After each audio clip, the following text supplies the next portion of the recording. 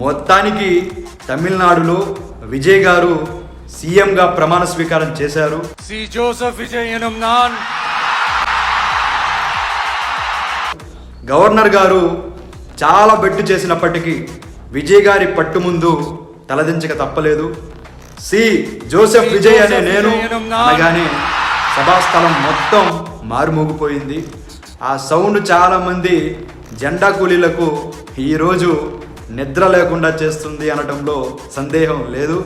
ఇక్కడ ఇంకో విషయం చెప్పాలి. విజయ్ గారి పార్టీ గెలిచిన 54 స్థానాలు ఏపీకి బార్డర్ పంచుకున్నవే కావటం విశేషం.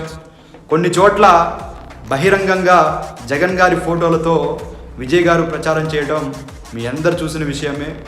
ఈ ఎన్నికల ప్రభావం ఏపీ రాజకీయాలలో ఎలా ఉంటుందో అని ఇప్పటికే పచ్చపార్టీ విశ్లేషణలు చేసుకొని మరీ ఏడుపు మొదలుపెట్టింది అని చెప్పి తెలుస్తూ ఉంది.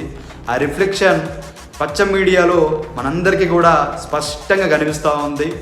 తమిళనాడు ఎన్నికలు పచ్చ పార్టీ సమాధికి ఇండికేషన్ అని చెప్పి చాలామంది విశ్లేషకులు మాట. తమిళనాట విజయ్ గారి గెలుపు ఏపీలో జగన్ గారి గెలుపు సూచిక అని చెప్పి ఈ సందర్భంగా తెలియజేస్తా ఉన్నాను. జై జగన్, జై వైఎస్ఆర్ కాంగ్రెస్ పార్టీ.